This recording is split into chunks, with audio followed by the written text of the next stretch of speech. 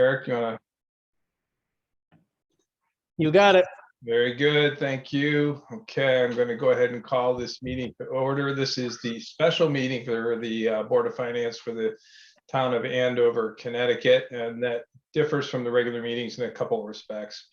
Primarily, the main thing is that we do not have the opportunity to modify or change the budget in any way, which means that we can only discuss and act upon items that are on, I'm sorry, not on the budget, but on the agenda. We have to stick with the agenda. We can't make any changes to items that are on the agenda.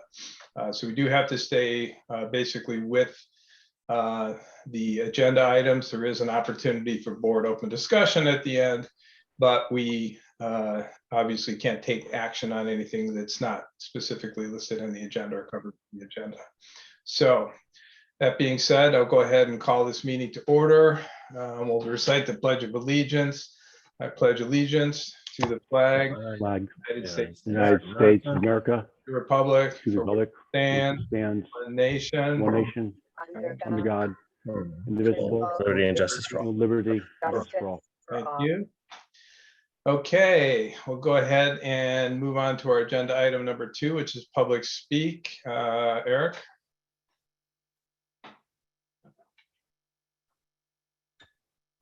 Okay, the only people I see on this meeting that are potentially here for public speak would be Ashley or Bill DeRosiers. Do either of you want to say anything in public speak not related to elections? No. Okay, Who's the 860 I'm a number? no too. yep. Okay, and who is number 8984 phone number? That's me, Linda. For some reason, I couldn't get into the Zoom. Okay, Okay, And good. I also don't know how to mute or unmute being on the phone. okay. Well, I can mute you if you so choose. But I'd rather not, because then I won't know to unmute you because I can't see you. Okay. So you're gonna Okay, have I'll to just stay keep my unmuted. mouth shut.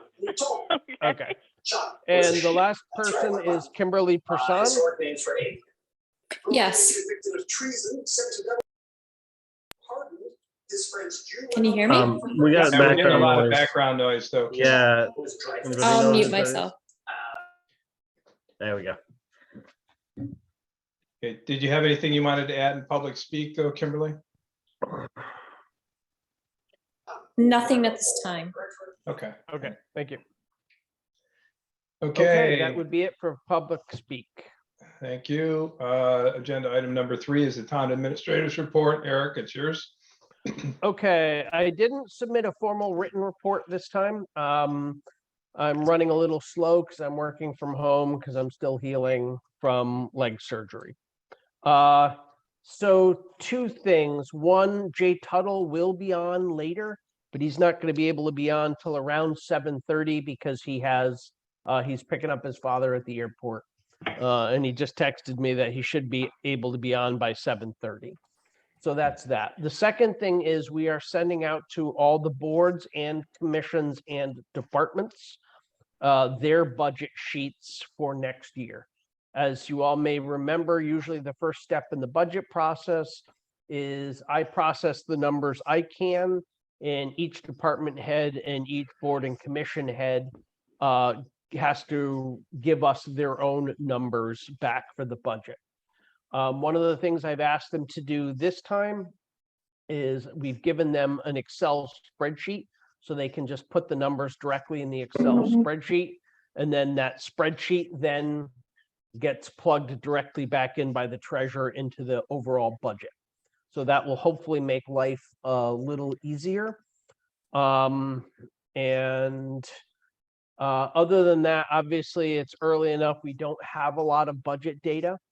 I did present to the Board of Selectmen what I thought was kind of a big picture look at the major things that were going to affect next year's budget.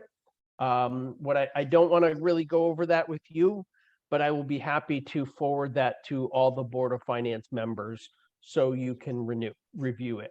It's really just a one over the world look at kind of what are the big things, that affect our budget right now.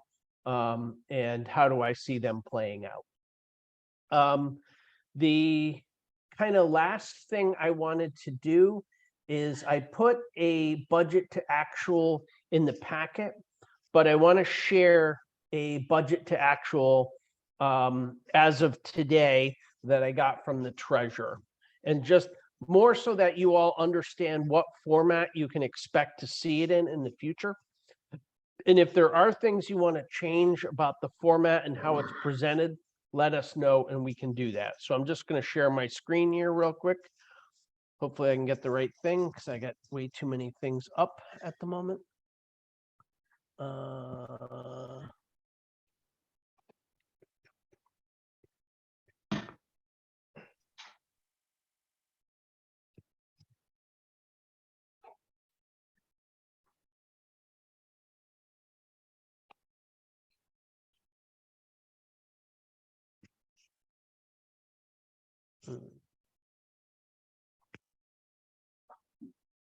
Let's see if that's it.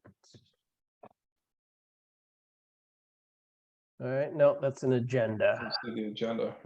Okay, there we go. You should be looking hopefully at something that says profit and loss versus actual. Yeah. Okay, so this is a basic form you're going to get every month, presuming that this is okay. The first part is income. There's not going to be anything on there for income yet, but we will have that within the next 2 weeks or so, the income fully transferred over, to the profit and loss. And then the second part is the expense side, which is everything we have for expenses. And so the other thing to keep in mind is I did reorder the way it appears. I haven't changed any of the line items at this point in the budget to actual for this year, because basically what you passed for a budget is what you have to be looking at in terms of a budget. So while they're reordered, everything that was in last year's budget is located here. It's just reorganized. So it's, to me, it makes more sense, some of the categories. And I tried to group like with like so that you could see it easily. The good news is we're doing reasonably well financially at this point. So what I'm going to do is I'm going to have this sent to you, just so that you have it. And you can look through it. And if you have any questions about it, send them back to me. And if there's anything in here that you all really don't like, let me know. And, we can talk about how to change it and make it reflect what you want. So I'm just kind of giving you a heads up that you will get this in the next couple days. I didn't want to send it to you right before the meeting because I didn't kind of want to distract you about that. So I'm going to stop share. And then the question I have for you is, do you all have any questions for me?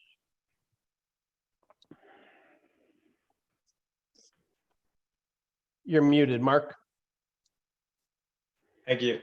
Dog was barking earlier. So I would like to kind of, this is from QuickBooks? This is from QuickBooks, yes. Okay. And it's not a big deal to resort and reorder as needed, as you were able to do to make it more logical in your view. Yeah, it's just a question of how you present, the data is all organized. It's just a question of how you present it. Yeah. Okay. And where are we in the process, I guess, with finalization of this with Cheryl? We're pretty far along. So the first really good news is we were able to resolve the outstanding issues in the 2020-21 budget. If you remember, the auditor threw up his hands and there was about an $80,000 difference between what we had reconciled and what we had for a bank balance. Cheryl's been able to track down almost all of that.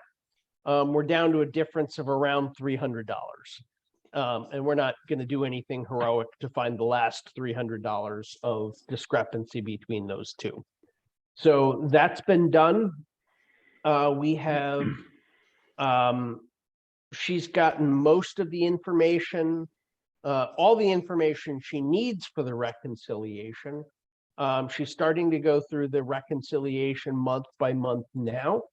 And we've reconciled most of the smaller funds like Norton Fund and the Sprague Fund and all the little stuff. So she is thinking that basically by January, sometime in middle of January, she'll be able to turn it over completely to the auditor, with most of the work done. So it should be a fairly quick audit once we turn it over. So even though we are going to be still quite late in turning it over, it should go fairly smoothly. And so far, there doesn't seem to be anything that's really crazy or out of line or we can't understand at this point. So Okay. that's kind of where we're at. That's a good update on the audit too. So.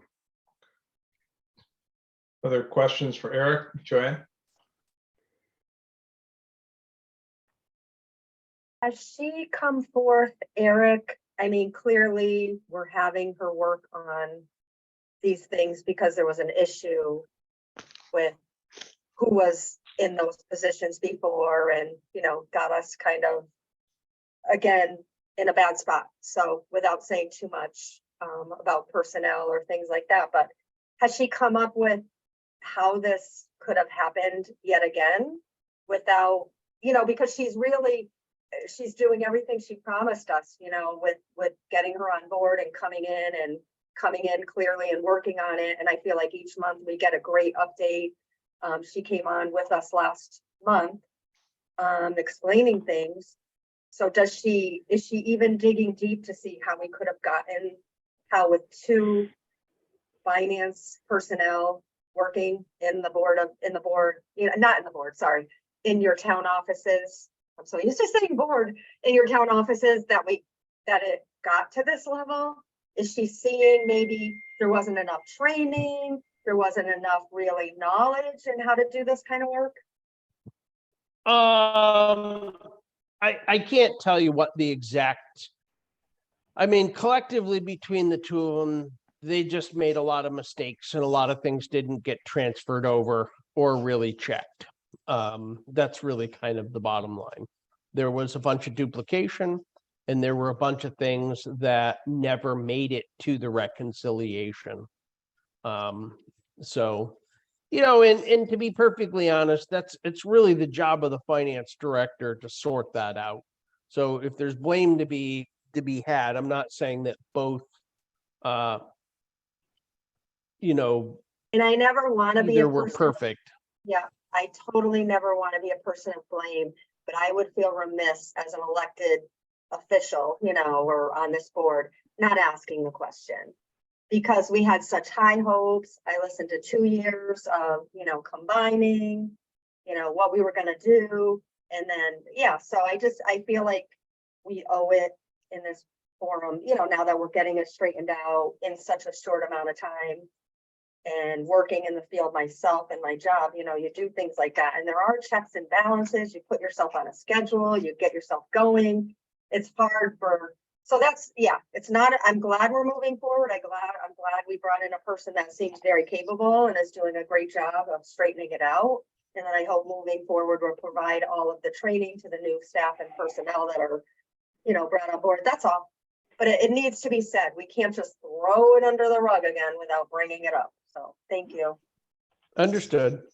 And then the last thing, just so that you are all aware, most of you probably know by now, but Sherry Holmes has resigned her position at the elementary school as the finance director for the elementary school. My understanding is that Laura Edwards, who was the previous finance director for the elementary school, or actually technically the business manager, has stepped in an interim until they can hire a person to replace her. So that is ongoing. I had not heard that. Is that immediate? Did Effective? not immediate? know. Yeah. Yeah, Okay. not at all. Until So- today, I actually heard it today and I was like in high shock about it because we had not heard word one. Yeah. She actually informed me 4 or 5 days before she left. I had heard through the grapevine that the school had posted an advertisement for their replacement, but I hadn't heard anything official until she told me just before I, went out on medical. Hmm. So, Thank you, Eric. No, I did hear that and, just in an email that I got today. So I was surprised. So I actually asked it because it was a secondary question to me. And then I did ask the question, is Derek resign? I'm pretty direct and forward. I'm like, oh, this is happening because. So, and I understand. I'm sorry. I didn't even know you were out on medical. I get that. I literally, and I don't mind saying it, I've ducked COVID for 2.5 years, worn a mask everywhere. Very, and I had my first bout with COVID a few weeks ago. But I mean, luckily mild. So there's a lot of things going around and people are in and out of offices. But yeah, I was shocked to hear about Sherry. yeah. So I should be back in the office full time starting Monday. I've just, I had foot surgery, so I'm kind of on the tail end of that. No, good. No. Other questions for Eric?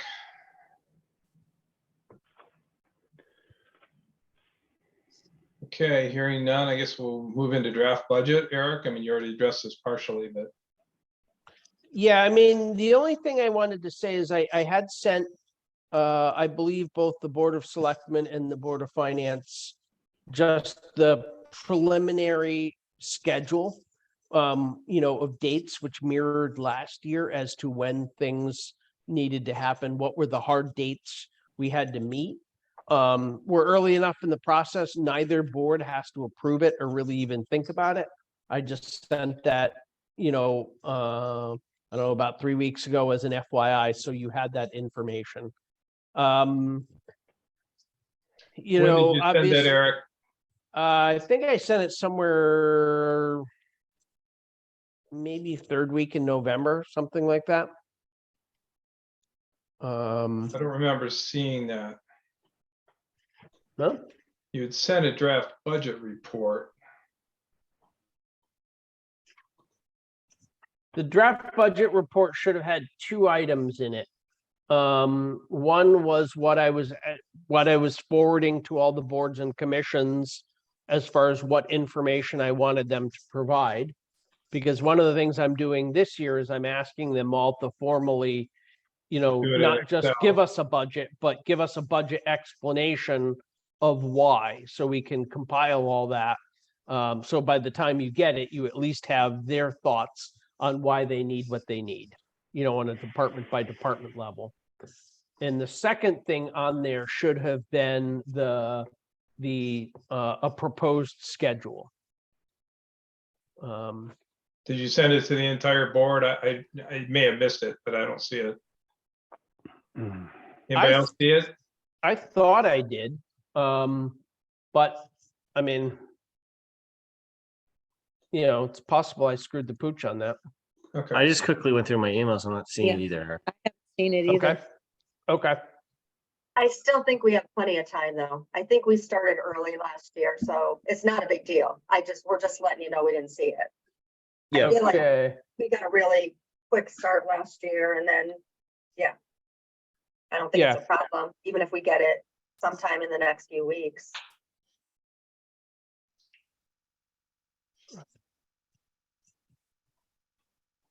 Okay. So if you don't have it, I'll go over it with you super quick. Yeah, let's take a look at it. It's good. So first things first, I missed the first deadline of December 3rd to send it out. I just frankly, we weren't far enough along in coming up with the budget to actual appearance that we wanted. So those did go out today. So that went out a little late in terms of the very first step, which was give out the budget worksheets.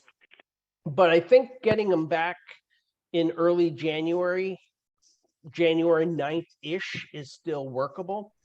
My first budget book for the Board of Selectmen, somewhere around January 23rd, and giving the Board of Selectmen basically a month to do whatever, make whatever decisions they want to make, and then, and then hold hearings if they so choose. Every year they seem to want to do something slightly different. And then that gives you the budget worksheet around March 1st, once the Board of Selectmen is okay releasing it to you. So that meets our charter requirement because you have to have it at least 120 days before the end of the fiscal year. And that gives you till April 29th. Somewhere in that time frame to hold your public budget hearing. And the charter requires that not less than 60 days before the end of the fiscal year. You could do it as late as May 1, but that then would delay the townwide budget meeting. And that gives a townwide budget meeting number 1 around May 2nd or 3rd. And I prefer to do it as early as we can in May. We could do it the week after, but by doing it on the 2nd or the 3rd, that gives us the most chance, if we have a failure or even a couple failures, of still having a budget in place early enough to send out the tax bills on July 1 with the correct mill rate. So that's kind of what I'm proposing. And I will send that to you in hard copy. All right, anybody have questions about that schedule wise? Okay. Okay. Anything else from Eric or to Eric, questions for Eric on the budget? Joanne? I was only gonna make a comment that it would be, I know that we have more finance people coming on board at the town, so I think it'll kind of go hand in hand, because I think they talked about not advertising until soon after the holiday. So it makes sense, the schedule, because we really want to have the people involved this time and, the right people hired. That's not my job. I'm just hopeful for that to happen. That's all. Thank you. Yep. Anything else? All right, we'll move on to agenda item 5 then, which is old business. 5A is the audit status. Eric? I don't really have anything more other than what I've told you already. Okay. We did have Cheryl, myself, and the auditor, Mike, had about an hour-long conversation about a week ago, and sat down and just kind of figured out what scheduling was going to work. And Cheryl's pretty confident he can give him a completed audit packet, right around the middle of January. And Mike seemed, pretty happy with that. That timing worked well for him. In fact, a lot of years they don't start it before then anyway. So if we've caught up enough to be there, and because Cheryl has done, the vast majority of work, which our previous, finance staff hadn't really been able to do, we should have a fully audit ready package. That's certainly the goal. And so that's kind of where we're at. Any questions for Eric on that? Okay, hearing none, we'll go ahead and move on to item 5B. That's discuss and vote on the town purchasing policy. I think you all had a copy of that. I don't know that it's in the packet, but I think we had distributed it. Basically, we had gone through almost line by line on the questionable items of the last time, and we sent it back around. Does anybody have any questions about that or comments? I didn't have any issues with it, and I'm happy to share that on my screen if you have specific things you want to talk about and review. I feel like the one good thing that giving us the extra time, just the eyes to look it over for proofing, I think Robert and whoever, I think maybe Linda too, they already brought up some good comments, so and the good part is that we can revise it at any time, right? So Right. I feel comfortable after taking the extra month and taking a look at it, that nothing stood out to me. But I am happy that we can revise it at any time if it doesn't work for the purposes, right? That we would like it to. I'm good with it. Other comments, questions? Anybody like to make a motion to adopt the Town of Andover purchasing policy as identified in the draft adopted at the last, with the modifications adopted in the last meeting of November 16?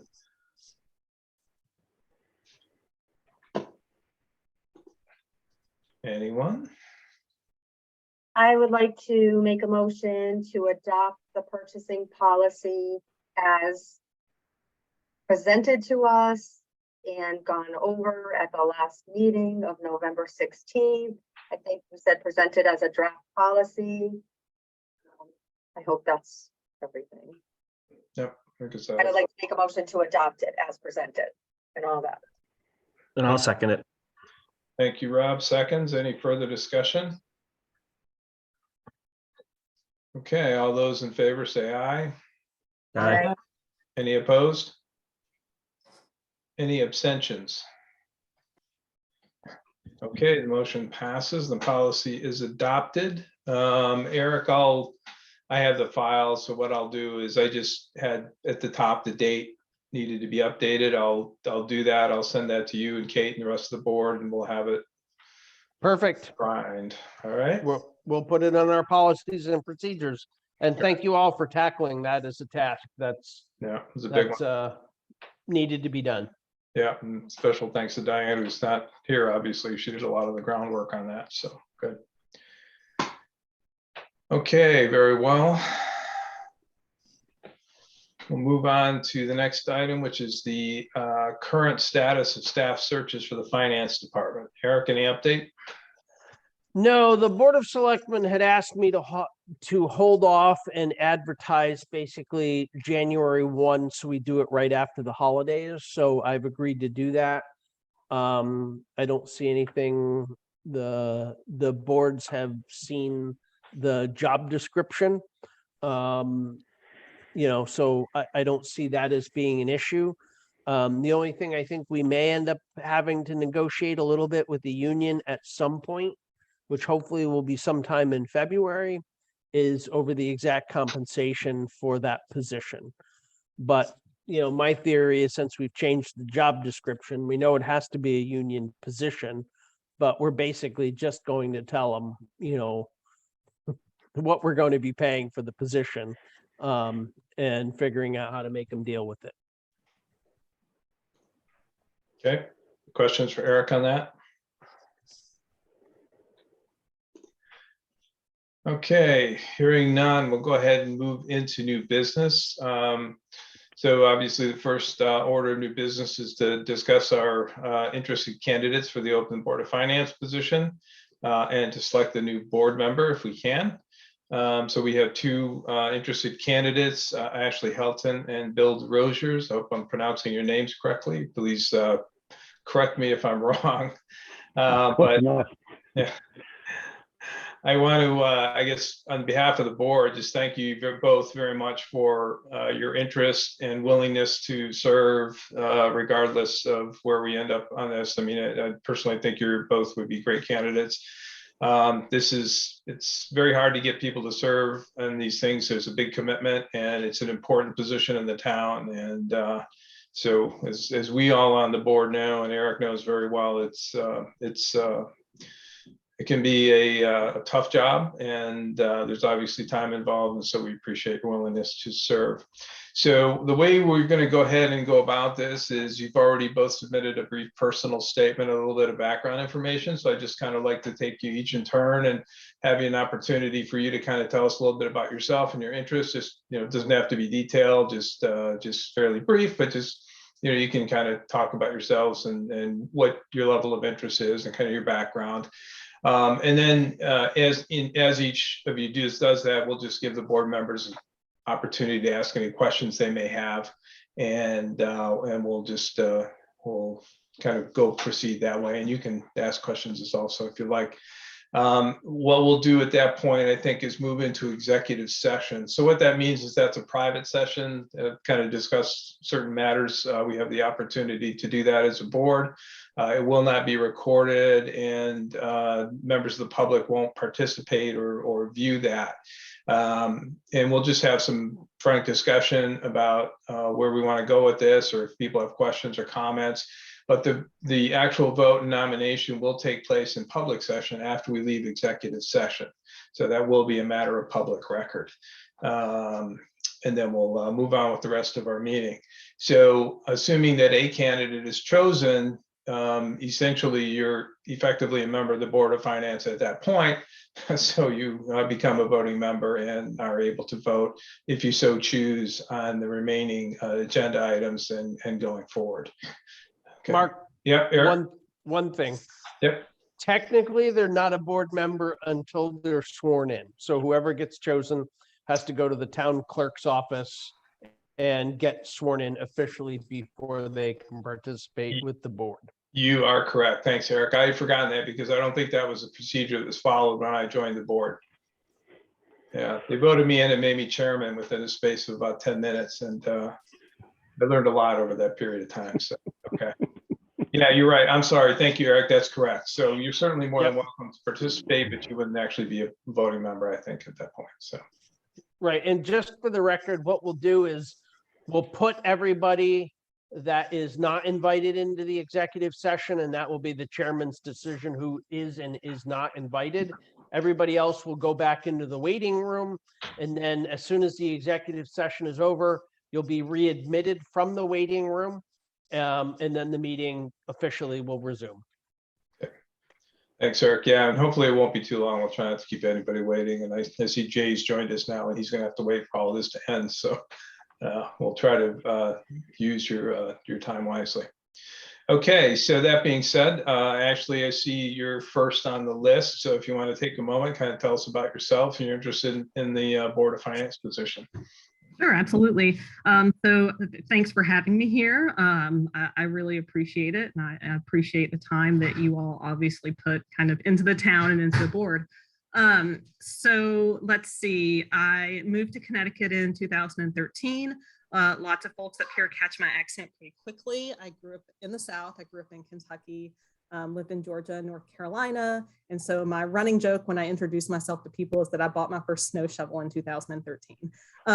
So we moved here in 2013. We rented for a couple of years in Coventry as we were deciding which town to move to, and moved here to Andover in 2015. Andover was kind of just the kind of town we were looking for, kind of very small town feel, like where we grew up in Kentucky. My husband and I grew up in the same hometown. Our parents lived 5 miles from each other, but also close to the university, close, easy to drive to places. So we really liked Andover for that reason, and we really liked the school. So moved here very quickly, had our 2 kids who are now 6 and 3. So I have young kids and a bit of a bananas household. But having my kids, I took some time off from kind of giving back to the community, I guess you would say. So I have not served in an elected capacity for any of the towns that I've lived in, but volunteer work has always been kind of part of what I do. Part of what I do in my personal life and my professional life as a university professor. I do a lot of outreach and engagement that way. And so I'll talk about my professional work in just a second, but that's kind of the impetus for me applying to this, kind of thinking very carefully about ways that I want to give back to the community, and seeing this opening and thinking that it's kind of something different than normal service, than my previous service, but something that I think is kind of very complementary to my professional experience.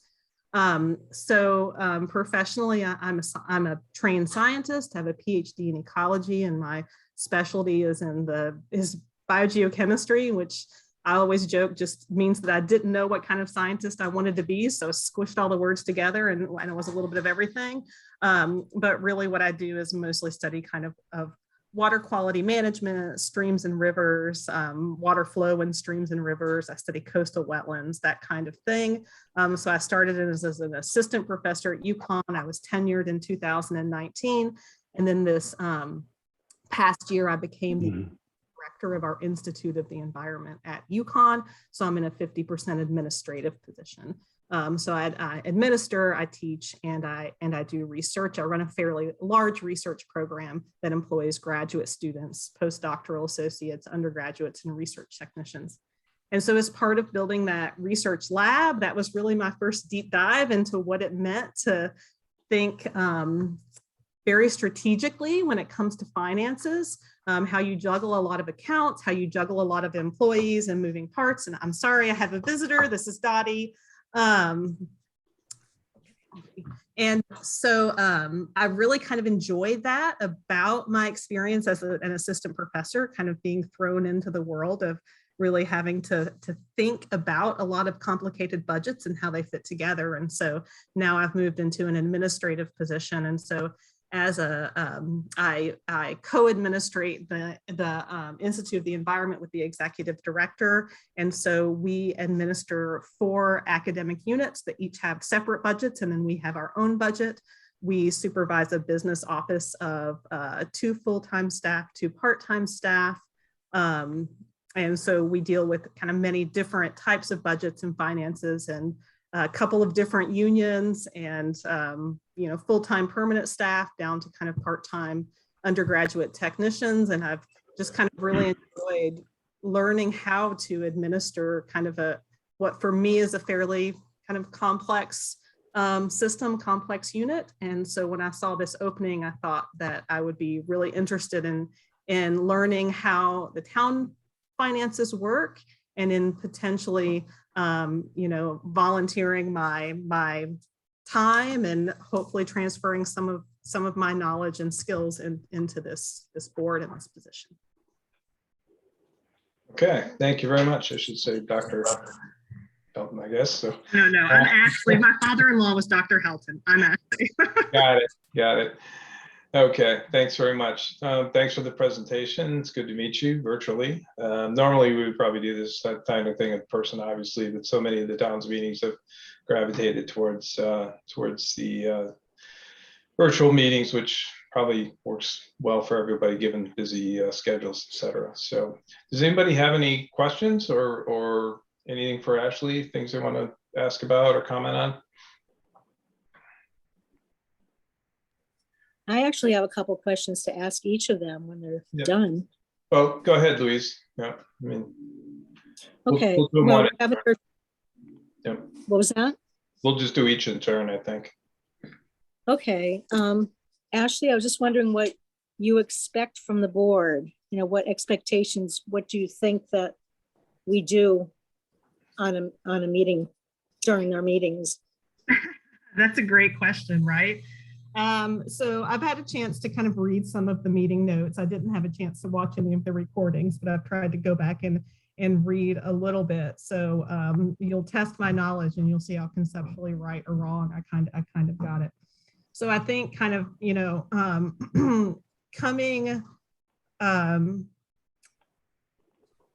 coming into this, my only experience with the Board of Finance was during Board of Education meetings. I think those were my first kind of in-person town meetings. And so I think I was a little intimidated when I saw the opening because I thought, oh my goodness, right? Is this kind of a contentious board to serve on?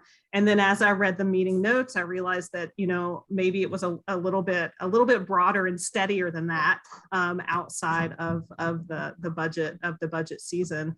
And so I assume that that you all, you spend obviously all year talking about the budgets from the different units in the town. Units is probably the wrong word. I'm so used to university speak.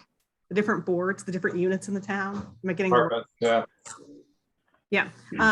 So going through those budgets individually, asking those different boards, those different units questions about their budgets, trying to understand the budgets. I obviously just heard you vote on policy. I'm assuming that you have the authority to revise particular policies for the town that have to do with fiscal issues. Yeah, I see from kind of the meeting schedules that they're less dense outside of budget season and perhaps a little bit more intense and a little bit more often during budget seasons. I think that's about all I have. I also don't want to come in and presume like I kind of know what you do. I'm fully expecting this to be a bit of a learning opportunity for me. I want to learn. I obviously have not served on a board of finance for a town, so it would be new for me. But I enjoy thinking about budgets and systems and parts and how people and things work together. So I would hope that, that kind of that skill set and that interest would transfer over. Okay. Thank you. Okay. I have another one. Sure. And I actually want to ask both of them. How much time do you think you'll be able to contribute to the board? Do you feel there'll be an issue, or will you be able to? Yeah. So I mean, those meetings. Yeah, I think that's a really great question, and that's something that was probably my biggest hesitation in applying. I mean, just to be honest, I took after I found it was open, I think I applied on like the last day, and that's because I was kind of thinking through like, is this a time commitment that I think I can make? I obviously have a full-blown career right now and a couple of kids, young kids too, right? Their time sucks. So I think, the monthly meetings are definitely doable. I assume that there's some preparation for the monthly meetings, depending on the month, likely several hours to a little bit more, maybe even more the first year, while the coming into this position is trying to learn and understand how the budgets work. So I assume that there's a few hours of prep before each meeting. That's kind of a once a month thing or so outside of budget season, and then likely quite a bit more during budget season. I don't know if I fully understand how much that is because I haven't done it. But I think that's the best I can answer that question. Okay. All right, Thank you. thanks. Go in. Yeah, I was just gonna make a comment too. I like that Louise touched on that, but you have a really broad overview and really an open mind, and you can tell just from your being all the roles you've had, being an administrator and knowing. So, I mean, it already like talking it through. You're right to think about the time and worry about it, just having been in those positions when you do have a career and all that. And this isn't to dissuade you or not. I'm very impressed that we have, like Mark said, candidates that are willing. Same thing, like I had a busy career and raised my family and everything, always kept an eye on the, having been in town for a while, but then jumping in when I had time. But it's people like you and Bill too. I mean, so we're gonna hear from both that are used to busy careers and getting things done.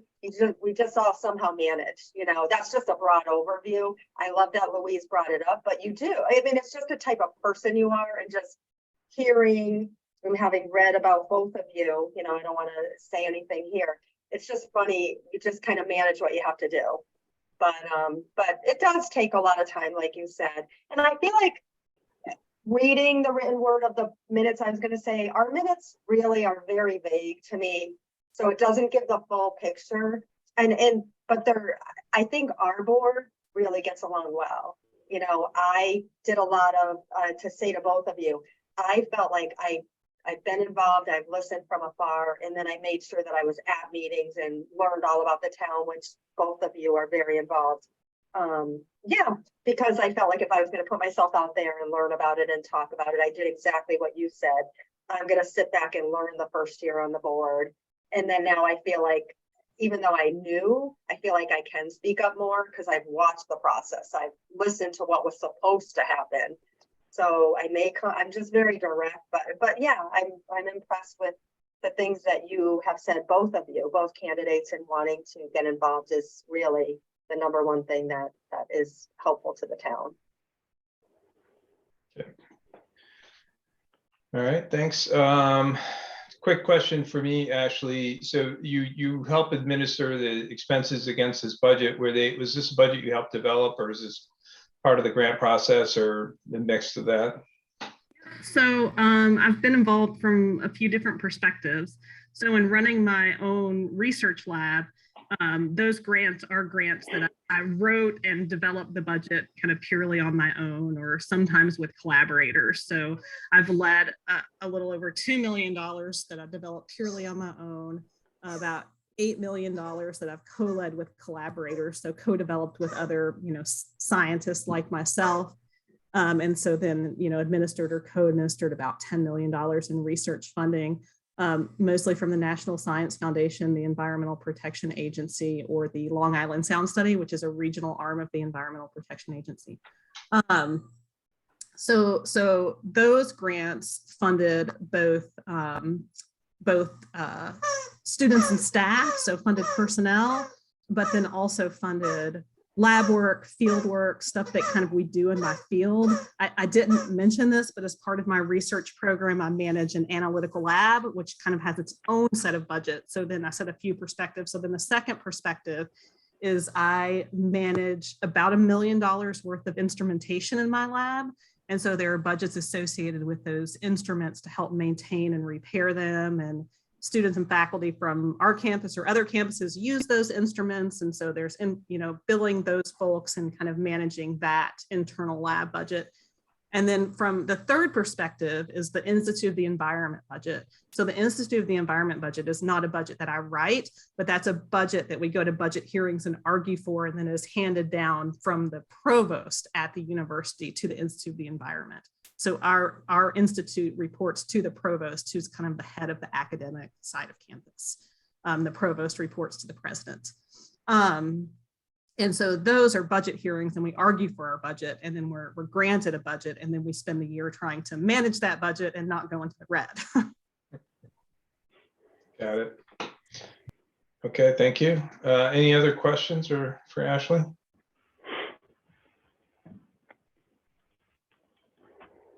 Okay, thank you very much. I guess, Bill, do you want to tell us a little bit about yourself and your interest in the Board of Finance position and your background? Sure. Well, thank you again for having me tonight. So I have lived in town for 35 years. I built the house that I live in here back in 1985. I grew up in Coventry, so the apple didn't fall far from the tree, I guess. I raised my family here. My kids are much older than Ashley's. My son is 34, expecting our first grandchild with him. My daughter is 29. She lives in Boston. So they grew up in Andover. They went through the school system here. I think Andover, as I said in my letter, was just a great place to grow up for a lot of reasons. I mean, our kids grew up outside. They grew up running and playing in the Nathan Hale State Forest and riding their bikes, and went to a great school system. I think that's one of the strongest points that we have in this town is an excellent school system. One of the areas of interest that I have is to continue to support that school system. I know there's been a lot of controversy, the Board of Education over the last couple of years. I think my key focus there is having a good budget that supports good education for our children, but doesn't necessarily give the Board of Education, the free bank account that they were looking for not too long ago. It seemed like they just thought they could have anything carte blanche. So reasonable budgets, reasonable spending, but still providing the best education as possible. My career, I've worked for the same company for 35 years now. It's called Legrand. We're an electrical manufacturer in West Hartford, Connecticut.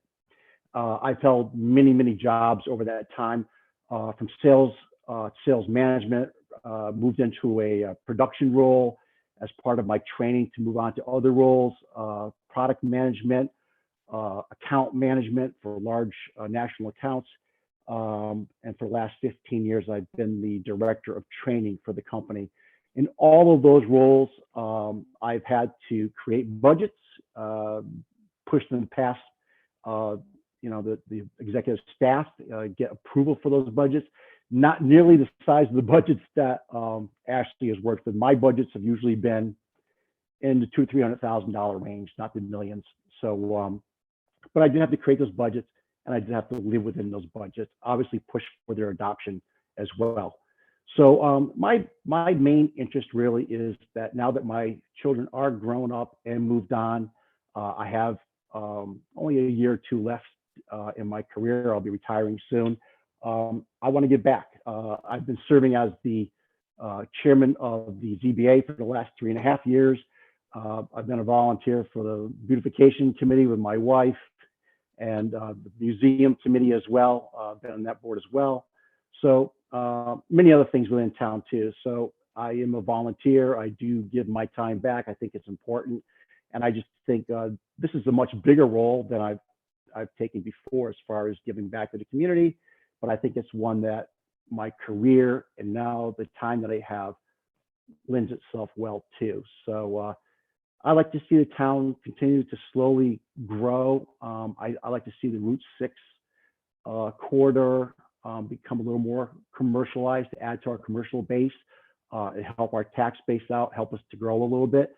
But I do like the rural nature of our town. I like its proximity to not only the outdoors, but, again, being able to quickly be in Manchester or Hartford or Willimantic, wherever, we need to go to shop or out for entertainment. So I just think it's a great location. It's a great town. And I think I'm ready to give the talents that I've picked up over the years, 35 years in the industry that I've worked in, to the town. So that's about it. Okay. We'll see questions. Appreciate it. Okay, questions for Bill? Louise, do you want to pose your 2 questions? Yeah, same question. What are your expectations from the board? Yeah, so I do have some understanding of the board, not much more than Ashley has, but my wife served on the Board of Finance, Kathy DeRosiers, for many years. She was a Board of Select person, so I kind of heard this stuff in the background, a lot of conversations in this household from her many years of serving in this town. So, my understanding is you gather all of the different boards and commissions budgets, you review them, you put together a budget that we bring to the town to vote on, and again, probably have some authority to approve things like you talked about earlier, as far as the purchasing rules or procedures, that sort of thing. So I have a lot to learn as well about the board and everything that you do.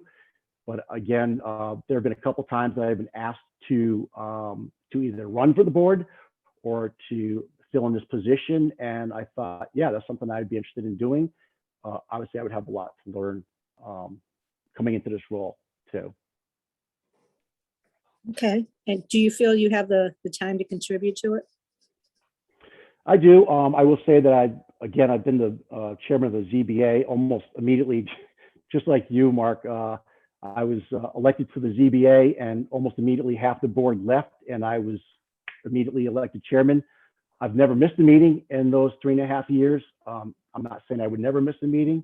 I do have vacation planned for this spring, but I do take it seriously and put every effort into making it to every meeting.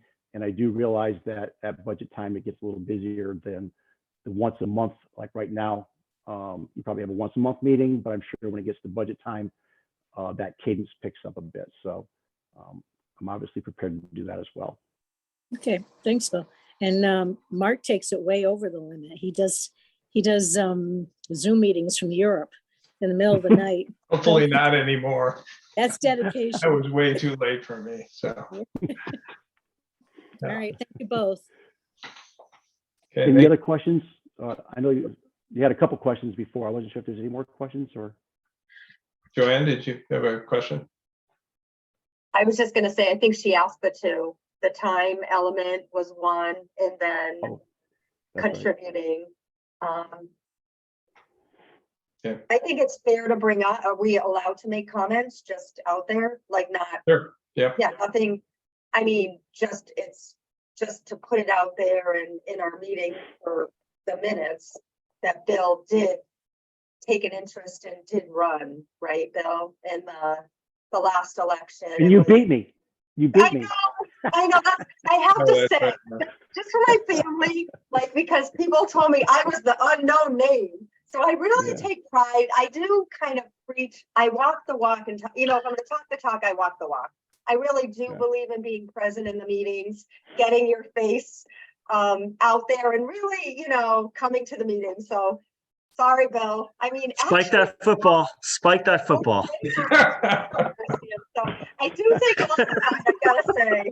But we had fun. We had fun with handing out our pamphlets and You talking. did. So I just think it's fair to say that he did run, so he's got a little bit of a history of, We're Ronnie. still friends. We're still neighbors. absolutely. Look at that. I know you still talk to me, we wave, but that wasn't the point. I just think it's important to know that this isn't your first interest. I mean, I think Yeah. it's important to just say that out loud, give you a little bit of credit that you've been interested in this. You did put in the time before. Not that Ashley sounds like she came study. I'm just publicly saying that, that's all. And you were, it was very, not that, but no, it was very close. But anyways, that's it. All right, thanks. I just have just the only comment I would make before I think we might want to go to executive session and sort this out is that we are in what seems like an unusual situation for us in that we seem to have an embarrassment of riches here. We have two very good candidates, and I don't quite know what to do with that. In the past, it's been Flip a coin. it hasn't been like this. So when we've had to fill vacancies, so this is pretty great, and let's get to it. Okay. Other questions for the, go ahead, Ashley. Do you have something you want to add? Sorry, I was trying to wait until the end. Yeah. So I guess I have a question and a comment, if that's Yep. okay. Yeah, go ahead. I mean, I'm a professor, so of course I have a comment, right? So Joanne, Joanne, I heard you say that the committee gets along, or you said something that made me internalize that this committee got along. And I guess I would be curious in asking the committee about how you all think the internal function of the committee is, because I'm really interested in serving on a committee that wants to kind of get stuff done and isn't worried about kind of infighting or political divisions and like just wants to do the best for the town. And so I would be really, and maybe you all can't talk about this in front of each other. Maybe it's not a fair question. You're not going to tell me there's infighting, but I do want to ask that. Yeah, I guess I'll start and I'll just say that, my perception is that this is a pretty functional group.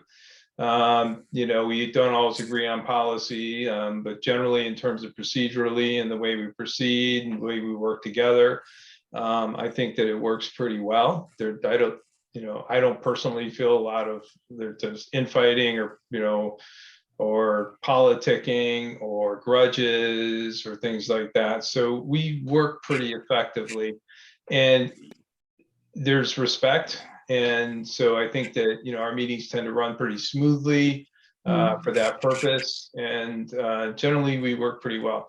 What you won't find in this group, at least generally, it's not really, you won't find a lot of negotiating behind the scenes. Obviously discussions happen, not with the whole board, because then that becomes a freedom of information issue. And we don't meet and discuss as a whole board, but we might, there might be casual conversations and things that happen. And I know that in other situations with other boards and other personalities, sometimes that happens. There's a lot of politicking that goes on around behind the scenes. I'm not in favor of that personally, because I don't think that's what the purpose of the public elected official is. And I think that this group doesn't really operate that way. So that would be my, I think it's actually a fairly well-functioning group of folks. So, Rob, sorry. Let Joanne go. She was waiting. She was going first. Only because my comment brought her question, so thank you. I kind of wanted to counterpoint. The good part is I think the word is respect. And I'm not saying it's not in other places, but I'm very direct, so I don't mind, and it sounds like we like to get things done too.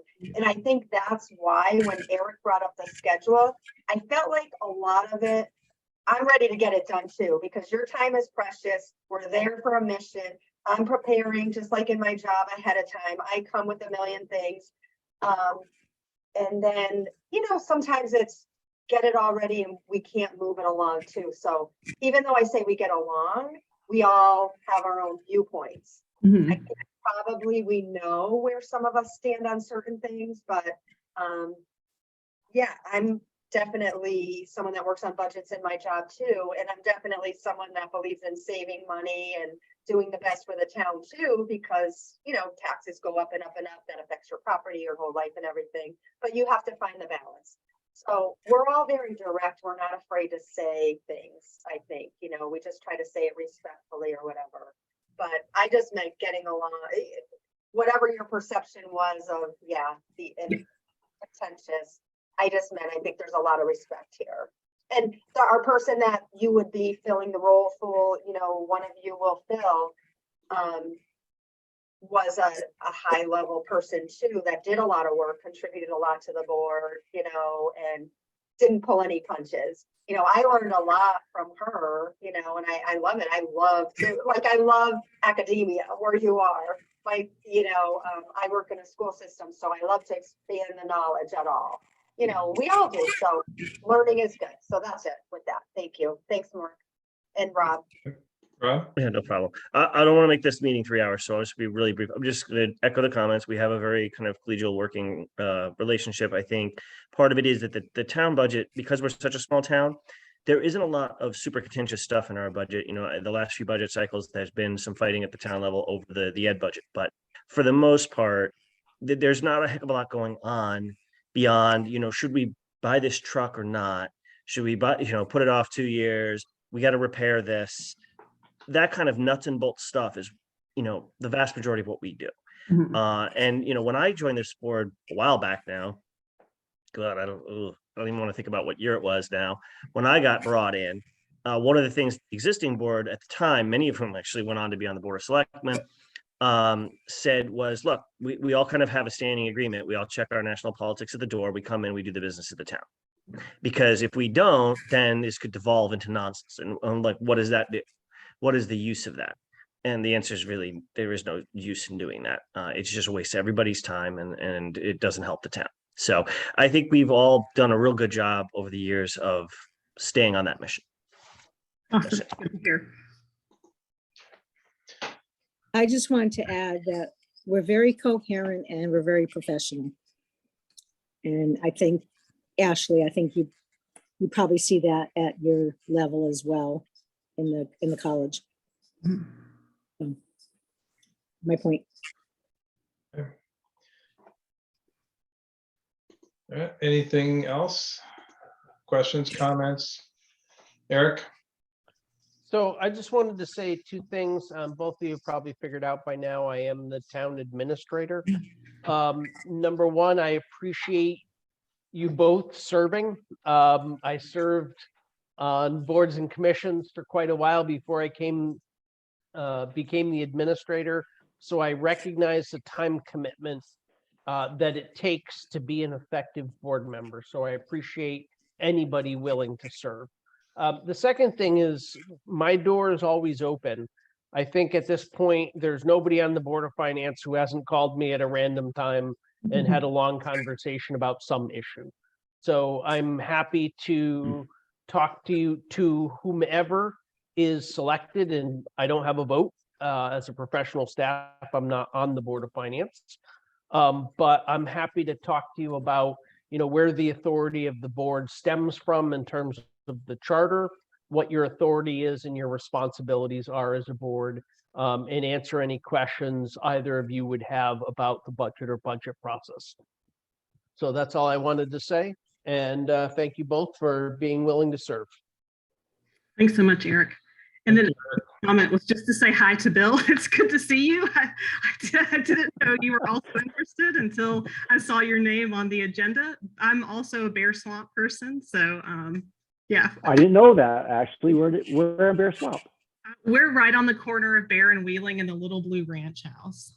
Oh, okay, beautiful. Yeah. Really? yeah. Go right by it every day.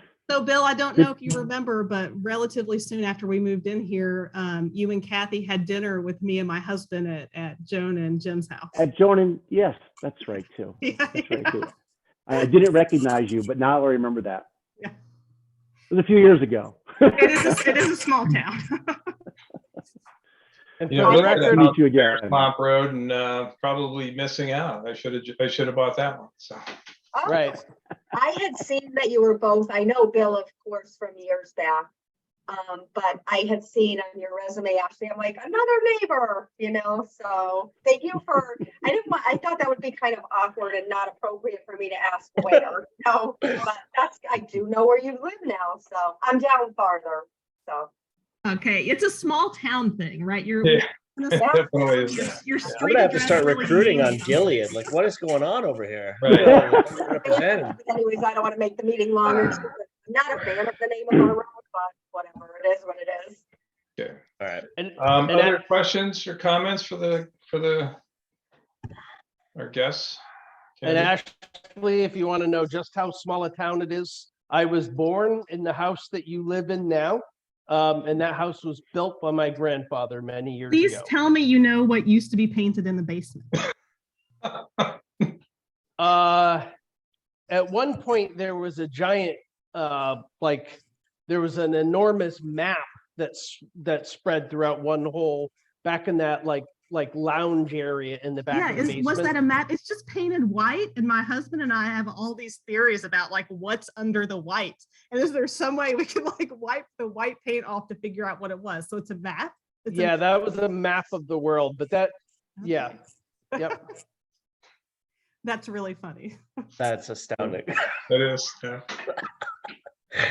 Archaeology. Yeah. Right. Almost. You're gonna go in there with the brush and like wipe the paint off to see the So map. Eric, underneath. are those your handprints on the stoop, little kid handprints? No, actually, believe it or not, I'm pretty sure those were Bob Burbank's kids. Bob Burbank was the longtime first selectman of the town who bought that from my father. But Bob lived in the house on the corner too, when we first Yep. moved up here, the ranch. Yep. So we're the ranch on the corner of Wheeling and Bear Swamp. Yeah. Sorry, I'm making the meeting longer, I realize, but I had really to ask about that mural. This is kind of crazy. Go ahead. Yeah, it is. Yeah, it's amusing. Okay, I will try to bring it back to the agenda of the meeting though. And other questions for the candidates or relevant comments? Notice the word relevant. I didn't. Yeah, it was fun. Okay, would somebody like to move that we exit into we have a motion to move into executive session. I will I'll make make- that motion. Let's move into executive session and discuss our candidates. Okay, Rob? Thank you. Anybody want to second the motion? I'll second it. Thank you, Louise. Any further discussion? All those in favor, say aye. Aye. Any opposed? Any abstentions?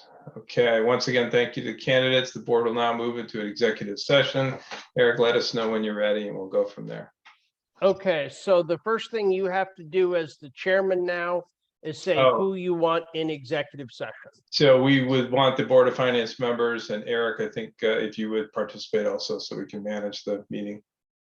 Okay, if you would like that, I will do that. Let me throw everybody in the waiting room. Hopefully I can figure out how to do that. Yeah.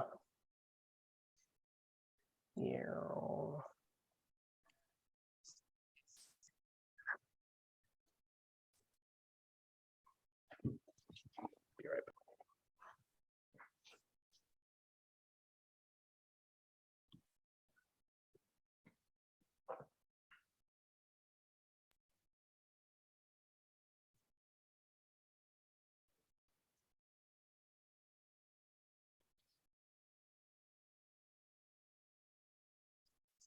Looking good.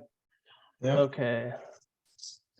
Do I have everybody there? Okay, and let me just wait. I'm gonna stop the recording.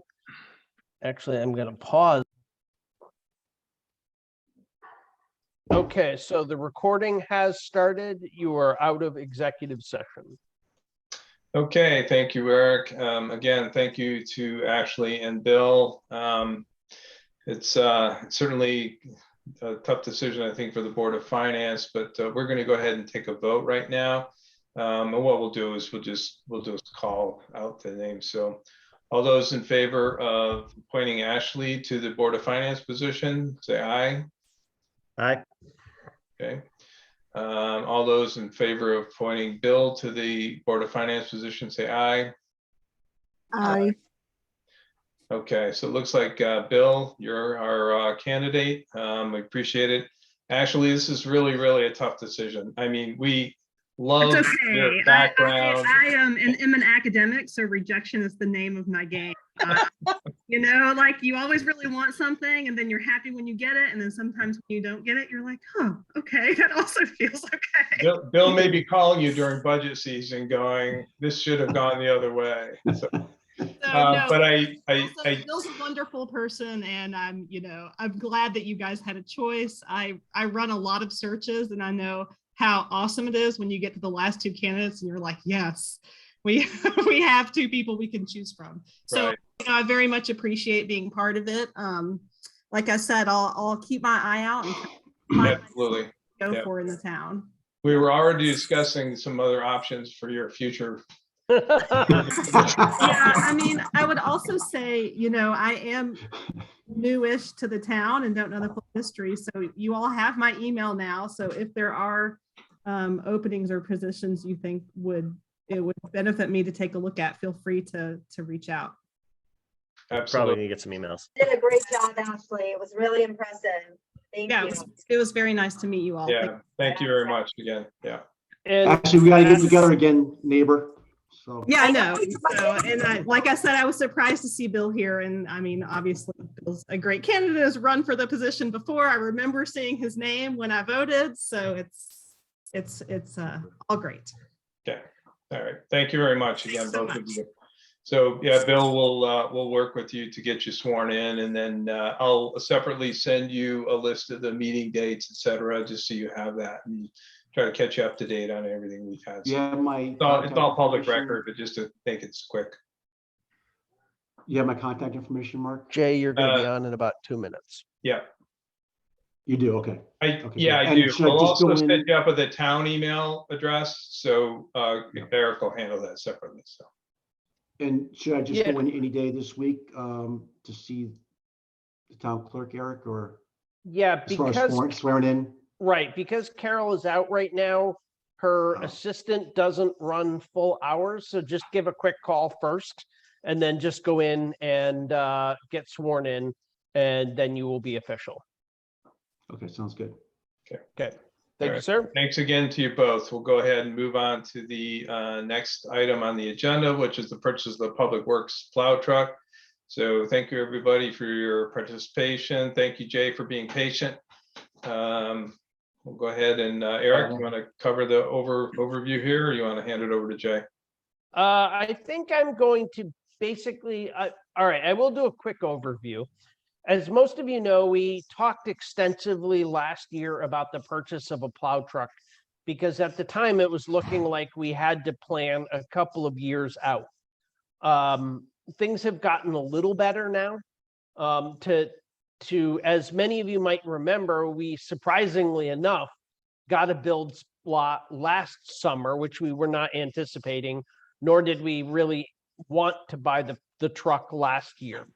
So, because we always intended for our capital plan for Public Works to be on a 5-year purchase schedule for trucks for Public Works, because that gives us one that's basically 0, 5, and 10 years old. And then by the time we purchase the next one, we would have had one that's 5, 10, and 15 years old, 15 being a reasonable life expectancy for a plow truck that's well maintained. So in the next winter was the time we anticipated having the plow truck. That gets us on the 5-year rolling schedule.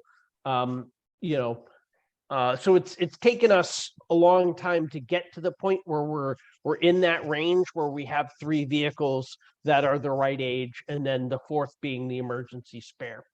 So the long and the short of it is we need to make a decision fairly quickly because you know, the last time we bought one, it took about 9 months to get it, and we had to go to public meeting to allot the money to do it.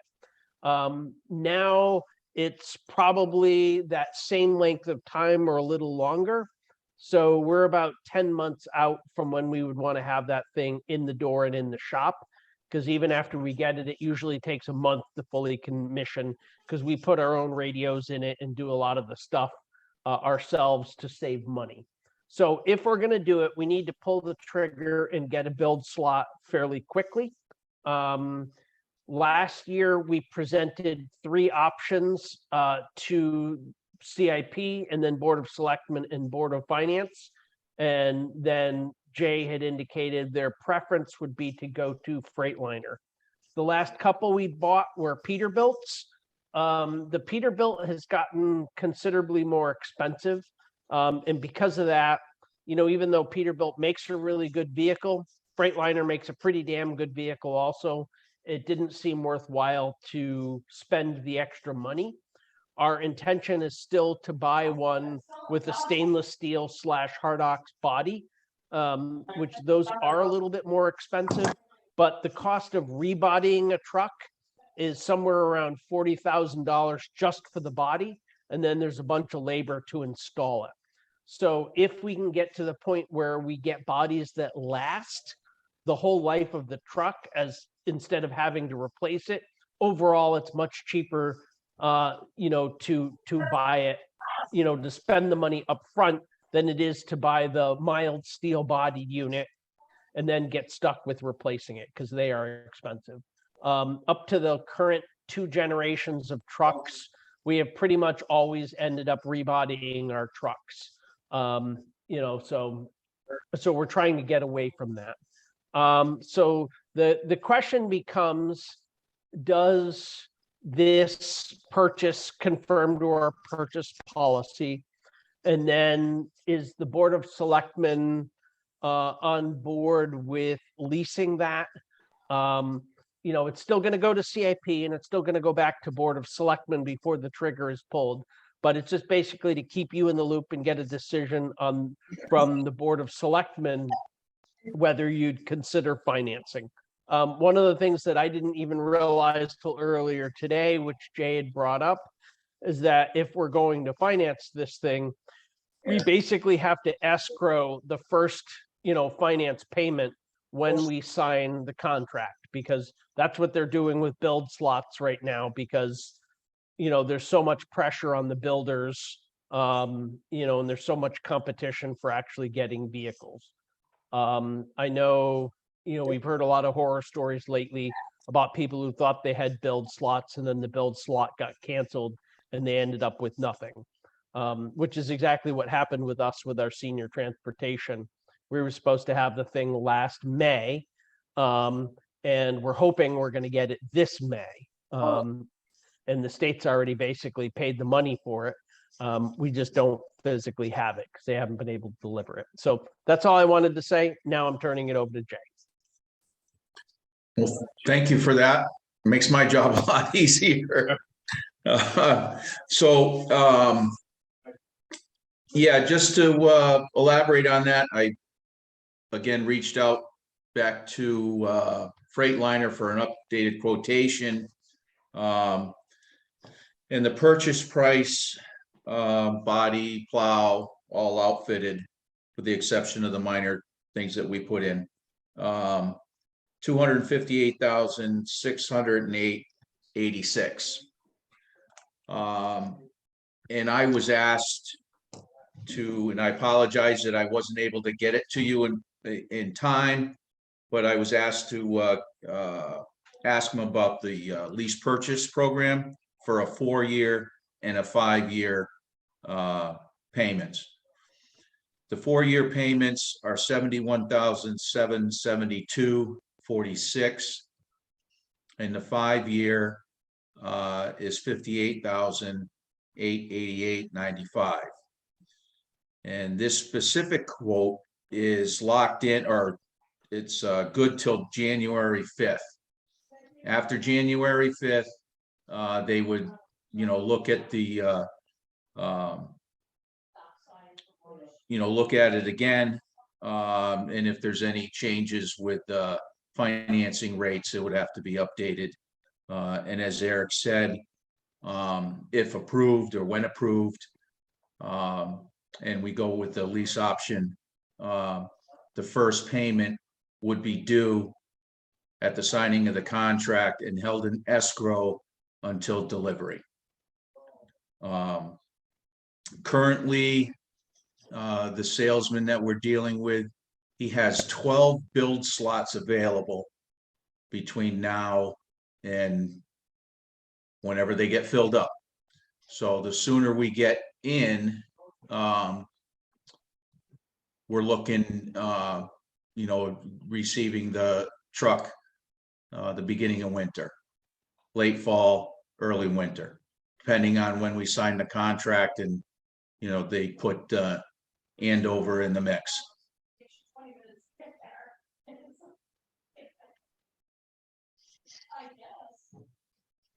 Okay. Questions for Eric or Jay on this? I just wanted to understand, I know you quoted, so you gave us the total, Jay, of the lease payments, what they would be.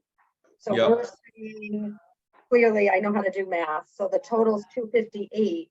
So what exact amount would be due? Well, the Like- 258,608 would be if you purchase it outright. Right. So I think you said the 5-year lease payment is $58,888.95. Correct. So that's for one of the 5, obviously, right? I'm just like, what would be due at the signing? What percentage of a lease payment? The first payment, the $58,888.95. I'm used to regular leases where you pay monthly, so this is a yearly chunk. Yeah, So that's it. just It's pay a, one yeah, payment. See, I'm a novice. I like that. There I go. I'm learning more. Okay, so that's why it was such a huge amount. So we just pay one payment per month. That's what the lease is? per year, for Per year. 5 years. Again, tired, long day. Yep. Okay. I was looking for like a smaller thing, like a car lease. Okay. So we would have to. That's an additional big chunk of change that would have to happen this year that wasn't budgeted for. I mean, I get the whole benefit. I understand the process, but say you sign and I listened to the Board of Selectmen the other night, so it sounds like it's pushed off to January. So maybe if you sign it in January or whatever you said it's good till, you've got to come up with that kind of money, right? Yeah, so, 5th, right? Did you say the 5th? January 5th, that it was good till, the quote? yeah, it's Yeah, good till you were January 5th. early. Yeah, so that's early January. I just want to make that point. Right.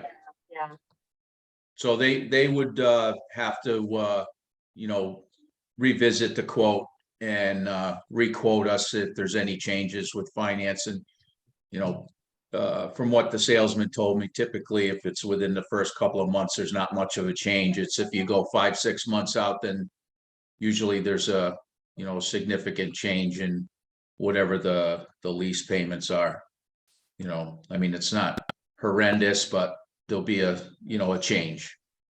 Do we have an effective interest rate of what that lease cost represents? I don't. I can get that. It's not on You what. probably calculate it, so Yeah. Right. just to take a few minutes for me to figure out the reverse Excel function on that.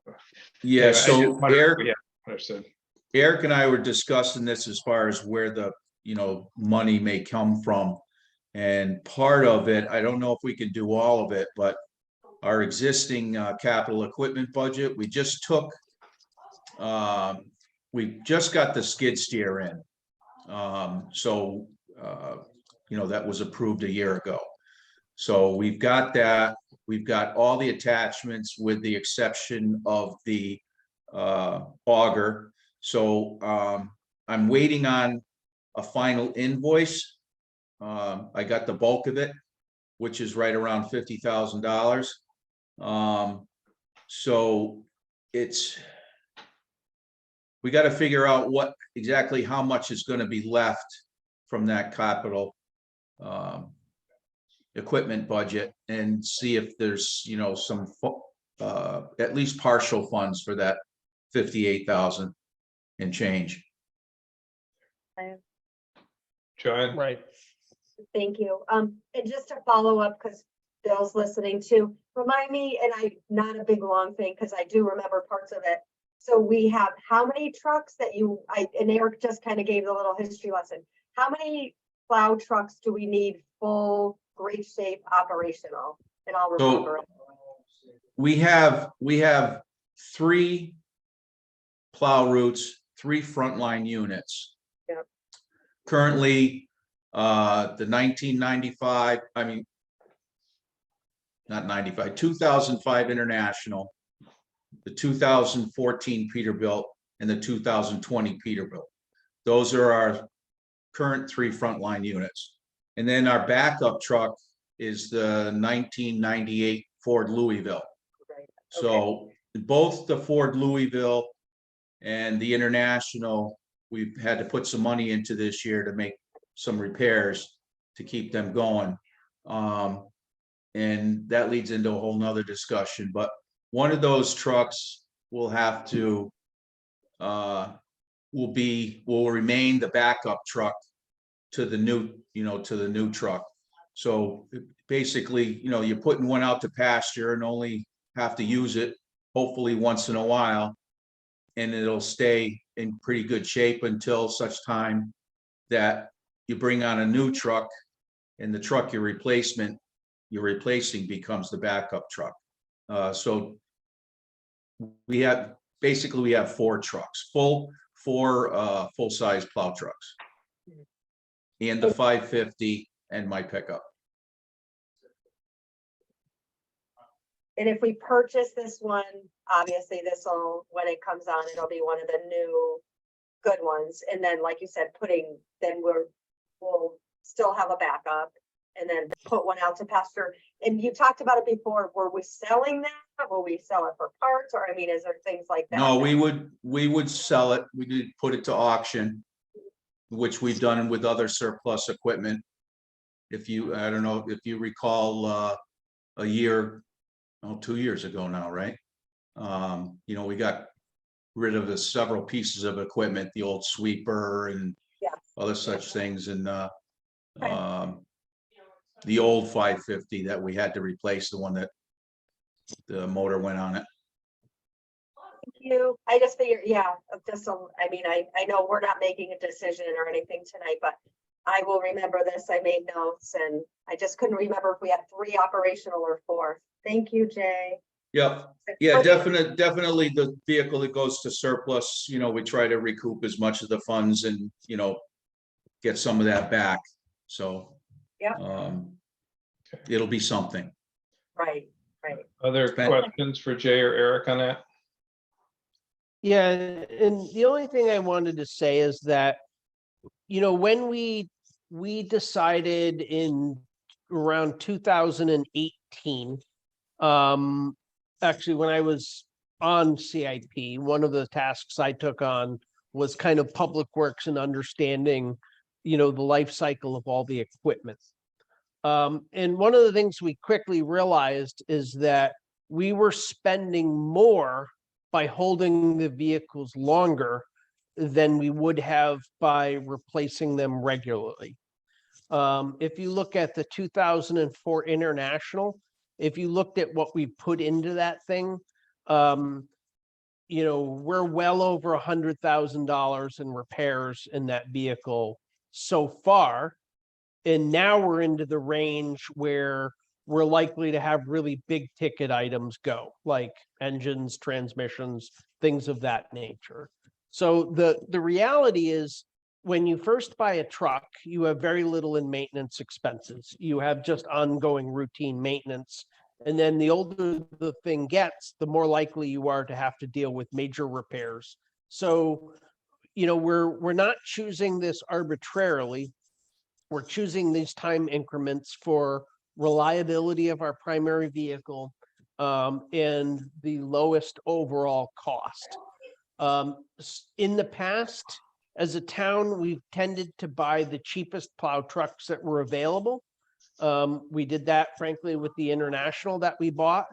And we've spent an enormous amount of money on the back end because it has not proven to be a reliable. So after that, in both 2014 and 2019, we selected Peterbilt's as the most, because they had a reputation for having the least repair cycle costs. Now the Freightliners appear to be, in that same range and not significantly different in life cycle costs than the Peterbilt's. They're a little less expensive to begin with, but they don't seem to be more expensive to maintain. So that's what we're shooting for. I mean, our goal really is the lowest overall life cycle cost with the highest fraction of time, operating and running. And that's it. I totally get it, I guess, and I understand what you're trying to do. I'm not trying to take over the questions, but I guess it just depends where we are in the town with the rest of the things, and right. I get it, Eric. In a perfect world, we want to do this, and I support like having the proactive type things, and I hope it all works out. I just don't know what else is going to happen in the town. Some of the grants that we just got approved are going to now, like you mentioned the other night, it's great that we got the grant, but now we've got to come up with 70,000 as a town. And I don't want to make this meeting longer, but that's all. That's where my mind comes. It's just all the extras. So I hope at the time that this happens, I understand the forward thinking and I get it. Thank you. Yep.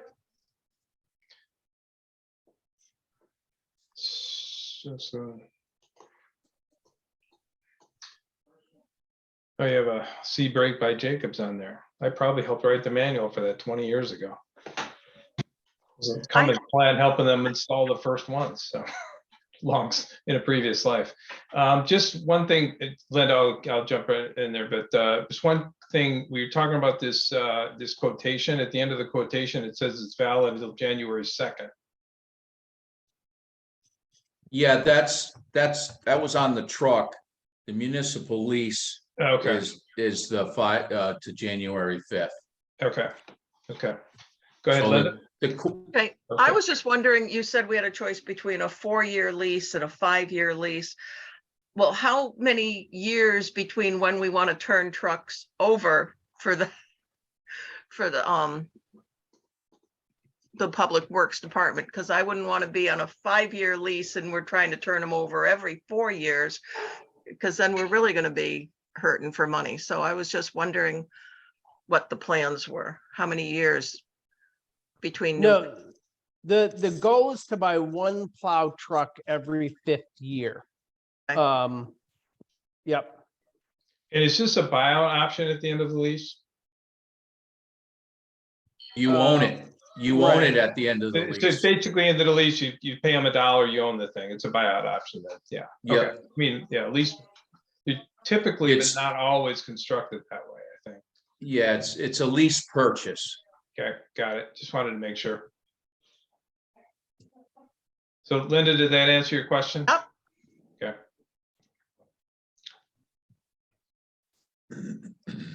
Other questions or comments? Okay. So I guess, Eric, at this point, what are you looking for us to do? So what I wanted to do, so I think I know where you're going to go with this, but go ahead. So the first thing is I didn't realize we had to escrow the money. That kind of threw a wrench in my plan. My thought was that as long as we had the money, we know we're going to end up with a building or correction, a public works equipment fund. We've been funding it at somewhere around the $100,000 to $115,000 range a year. So we can't buy the thing outright. unless we didn't buy anything of capital this year and waited until next year and up to the budget, then it would be possible. So we will have some money left over in the account.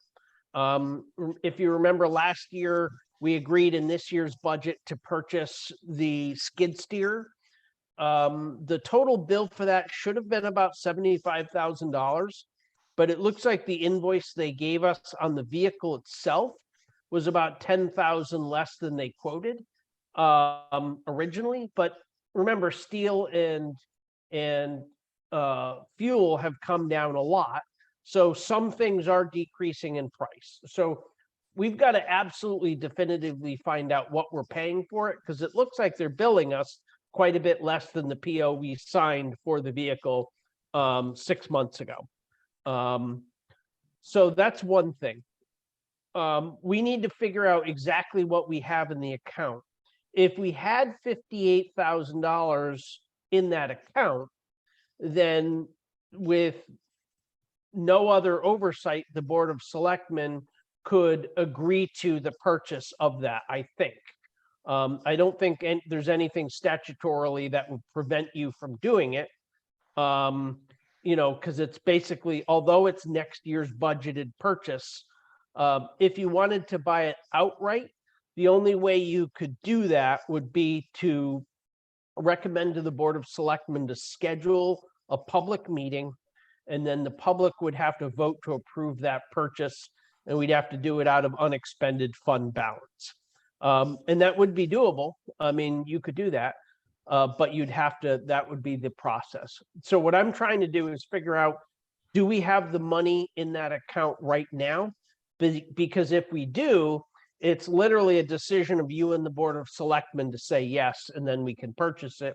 If we don't, then we got to figure out how to do it, or accept the fact that we're not going to have it for next year. I mean, I think the unfortunate reality is if we don't pull the trigger in the next couple of months, certainly, we're not going to have it for plow season.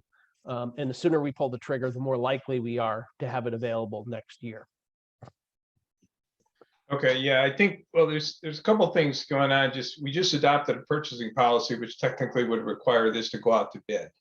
So I think what we would do is this would probably fall under clause 1.4, which is that exceptions to the policy can be made by a majority vote of the Board of Selectmen and Board of Finance, as long as it provides a bona fide benefit and be in the best interest of the town that would not otherwise be available under this policy. Given the fact that you can't get a build slot, I think that kind of applies here in a reasonable manner. That would be my take on the procedural aspect of it. So It is also the state bid. Freightliner is the state awarded contractor. yeah, Right. So it does fall under that. Right, so that actually falls under the standard, one of the standard exemptions that you have, okay, which yeah. is, that is a, you know, it's already a publicly bid, even though we didn't put it out to bid, the state has already put it out to bid. So we do technically, with this purchasing policy, we do technically satisfy this purchasing policy. Through the state purchasing agency. Okay, yeah, that makes Correct. sense. Okay. Yeah. So I guess from that standpoint, you would be looking for us for approval to move forward either on the lease or direct purchase of the vehicle, given that you would feel that you have the available capital funds in the account. Right. I mean, my suspicion is it would come back to the Board of Selectmen or Board of Finance anyway. And what I need to do is I need to figure out, can we actually do this legally with the funds that we have, since we're required to escrow the money without going to public meeting? Because the threshold for a purchase without going to public meeting is about $35,000. However, since this is in a permanent fund for the purchase of capital equipment, Right. we're not obligated to that if we have the money in that account. But unfortunately, at this point, I don't know whether we do or not. I think we're going to be close, but I don't know whether we're close above or close below. So if this is this going to have to come back to the Board of Finance after you figure that out? I think it's going to have to. What I want to know from the board is that whether you agree that you're not going to require us to send it out to bid if we're piggybacking off a state bid, which your purchasing policy allows you to do. Yeah. But, you know, you also have to agree to that. So I don't think it needs an exemption. You just have to be aware that that's what we're doing and that you're okay with that. And what we didn't do this time, because we're going with the same vehicle that we had decided last year when we went through the process, we would consider purchasing. So do you want, you know, we know what we want. Do you then want us to go back and do what we did last year, which is present multiple options that are all, you know, essentially pre-bid somehow or other? Or is this sufficient? It meets the purchasing policy, but the question is, does it meet what you actually want to do? So I think that's really the question in my mind for the Board of Finance right now. Can you allow me to share my screen and I'll just pop up the purchasing policy so the board can see it and we can refer to it? Sure. Joanne? You're on mute. The only thing I want to make made clear, wasn't there some kind of hold from the Board of Selectmen the other night, Eric? I felt like you're going back to them first. I didn't know it was coming to us. Maybe I misunderstood. So I just want to make sure we're being consistent with what the decision was the other night. I thought you were going back to the January meeting of the Board of Selectmen. for Yeah, some- but but I- ultimately it's got to go through all three boards. Okay, I just want to make sure we're not jumping a step. I'm happy to listen to this. I read it. I'm, you know, like I said, so, but you're asking us for a decision tonight. When I left the Board of Selectmen the other night, I thought, oh, good, I don't even have to think about my decision till after January, because that's what the Board of Selectmen said. So I personally feel like we're jumping it, but if I'm really wrong, then tell me that. I feel like I thought, but, and Mark, of course, I defer to your knowledge. Well, I don't think, I think it's, you know, it's like Eric said, I don't think we need to wait for the Board of Selectmen to give their approval to the process before we do. You know, we can certainly give our approval to the process as we see fit or lack or not. And then then it would devolve to the Board of Selectmen. They could still basically veto it if you would. Gotcha. So, And I knew this And- was a special meeting and then we added things to the agenda and this and that. So okay, thank you And- for the clarification. And Joanne, I'm not even asking the Board of Finance to make a formal motion to approve this. I just don't want to be surprised later and bring it back to you next month and then have you say, oh no, we want 3 competitive bids, or we want the town to put this to Okay. RFP. So Because we're deciding the process of what we're doing. I thought we were, sorry, I apologize. I thought I was gonna have to, because I know Yeah, there's a lot of it's a little unexpected confusing. Yeah. funding coming up, you know, with the, So Hopefully. what Eric is asking, and Eric, you can chime in if I'm misunderstanding this, I don't think I am, but what Eric is asking is, are we comfortable with accepting, you know, would we feel comfortable acting on this bid or not acting on it, not voting on it now, but he just wants to know if we would feel comfortable that this bid would fall under this section 3.2 of the purchasing policy. I highlighted the relevant statement here that, you know, exceptions or that you don't have to go out to bid in these cases if thank for you. Yeah, if it's made through and Thank you. administered by state, regional, or other municipal purchasing agency, which I think this clearly falls under here, correct. in my view. meaning Yep. is this particular bid for this Freightliner truck acceptable to us as is with that? Okay, thank you. I'm not the ultimate decision. Right, yeah, Right. we're not gonna make a decision on whether to make the purchase or not. We don't even know if we can, because if it's, Good, that's all I understood. but good, Right. good. Good, no, it's, Okay. it's an important point of clarification, Thank you. so. Yeah, Okay. so ultimately, what I want to know from the board is if we brought this back to you next month and CIP had agreed to the purchase and the Board of Selectmen was in favor, whether this, it technically satisfies the policy, but it doesn't say you have to accept this in every case. So if you'll accept what we've already provided when we bring it back, that's question number one. And then question number two, are you okay with us leasing this if we can't afford it? Because it will require us to escrow, almost $60,000 now. And over the 5-year lease, that will increase the cost of that almost $35,000 in interest payments. So those are really the two questions I'm kind of asking the Board of Finance. Are you okay conceptually with leasing? Because the cost of borrowing money is increased. Number one, and are you okay with us using piggybacking on the state bid in this case? Now I'll shut up.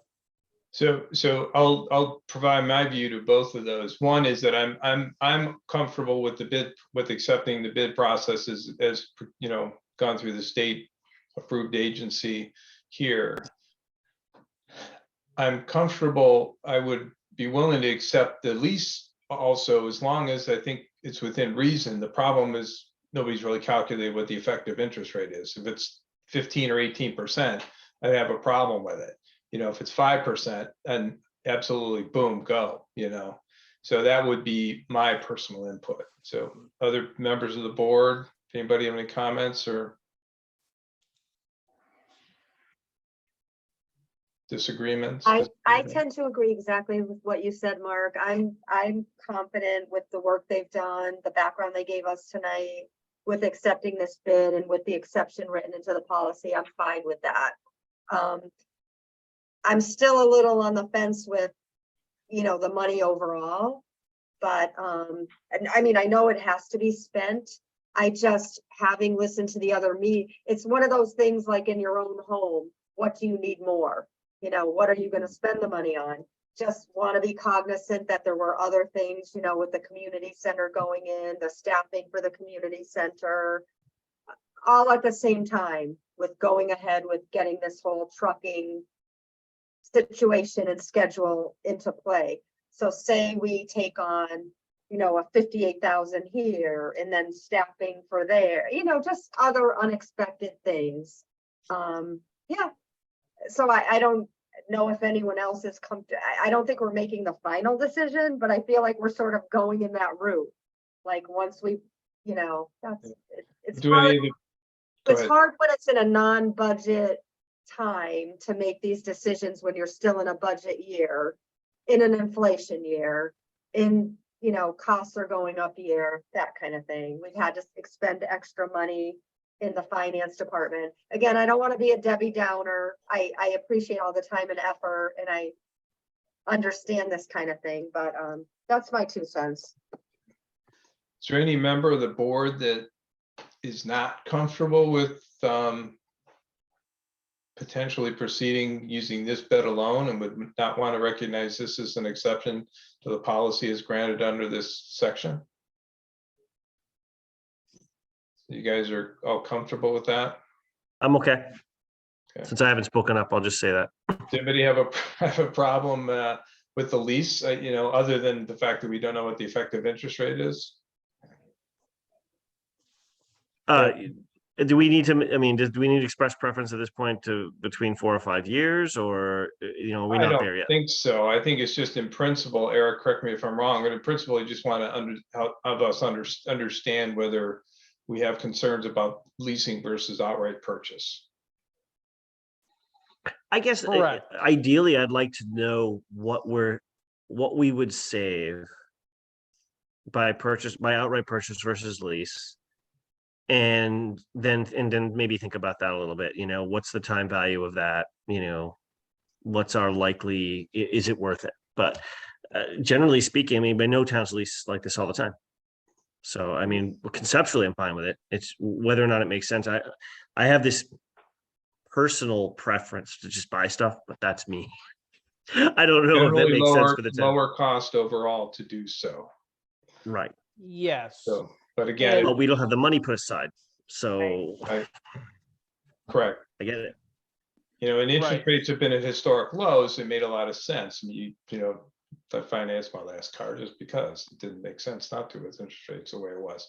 But Right. yeah, with this, so we need to really, I mean, again, we're not voting on whether to proceed or not. It's just in Right. theory, with this, does anybody have any concerns about the I don't lease? think we have any option but to go with a lease. I don't think the town can afford to buy it outright. So Yeah. I can't even see a world in which we could just have that money. There's just no way. So I Yeah, without appreciate- doing some Without serious sacrificing rejiggering. other. Right. We'd have to be moving money around big time in our funds. Well, to do that's it. what I That's mean, right. right? Yeah. And it's hard enough to just do little things that we do, so I can't really see that ever happening. But it is gonna cost more, yeah. So that's it. I'm shutting up because I'm, So it sounds to me, Eric, like the board is generally agreeable that this would be acceptable under the exception policy of the purchasing, or the exception clause in the purchasing policy. And that we don't have major objections to leases as long as it's in the best interest of the town. Meaning Right, the okay. cost basis can't be excessive, right? It has to be Right. reasonable. Yeah, so so two things. The total additional cost to lease it is about $35,000 over outright purchase. Okay. So that's the first number. Okay. And if you think about it, if you're talking about a $258,000 purchase price, your first year interest at 5% is going to be almost $13,000, which is saying the interest rate. And if you think about that over a 5-year lease, you know, you can kind of divide that by 2, and then multiply that by 5. And, you know, so that says you're somewhere in the 5% interest rate that you're getting charged for that. I mean, Yeah, it's I probably calculate it effectively more 6 or 7. Yeah, okay. right. So it's Yeah, in the so- ballpark. It's not, right. it's not chump change, but It's it's not- not excessive. Right. Okay. As far as numbers go, at the end of last year, going into this budget season, we should have had $29,205 in the Public Works Capital Equipment Fund at the end of last year. So since then, we have purchased the Bobcat, which if we went off the PO that we signed, would have been $75,000. So the net result of that leaves us short of the $58,000. But it looks like we're actually getting charged less for the Bobcat, which means we just about have enough in that fund to do it, to purchase it. I can't guarantee that though. We've got to crunch actual numbers as they are today. But we'll get back to you with that as soon as we know. That's basically all I know at this point.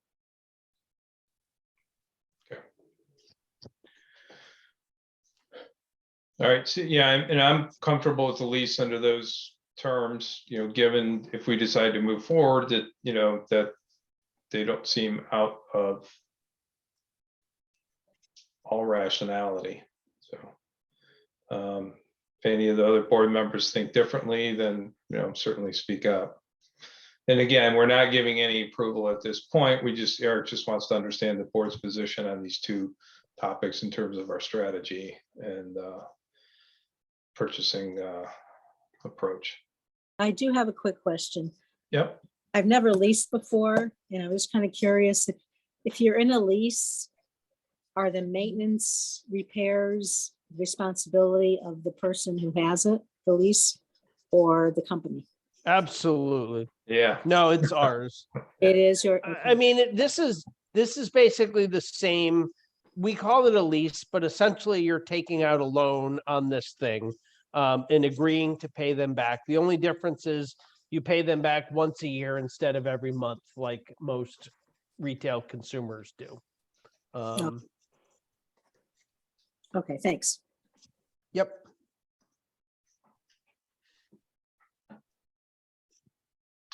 Yeah, Okay, just- Eric, guessing you have your answer there, that the board seems amenable to the lease and giving reasonable terms, and is in agreement that this would fit under the exceptions to the purchasing policy that we've adopted. Okay. I think all we can ask. I would hope that you're going to see this again in January as a fully fleshed proposal for you to agree to with appropriate interest rates, presuming we have the funding to do it. Got it. Thank you. Okay, if there's no further discussion on this topic, I'm going to go ahead and move on to the next agenda item, which is item number 7, approval of the meeting minutes for November 16, 2022. Does anybody want to make a motion to approve those meeting minutes? I'll make a motion to approve the minutes. Okay, Louise, any of a second?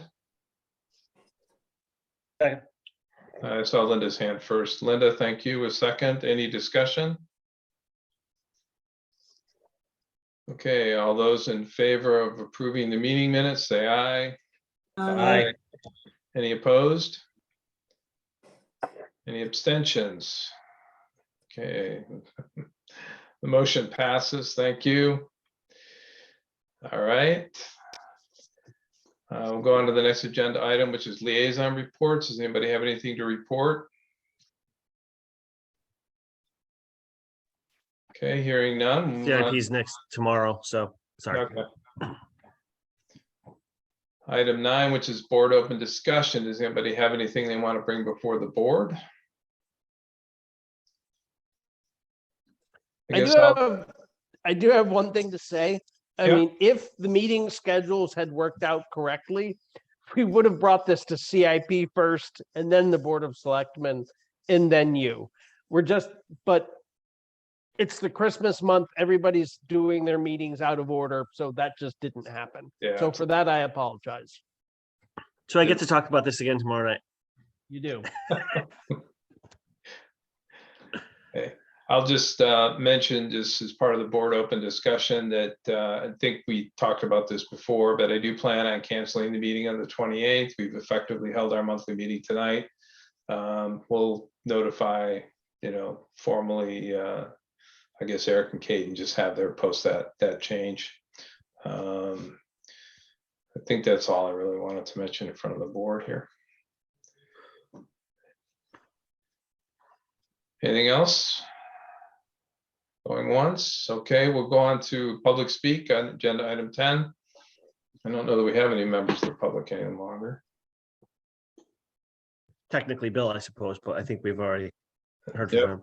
Bill, you have anything to add? No. Okay, you're muted. Okay. Looked like no, so. Okay, Sorry, no. thank you.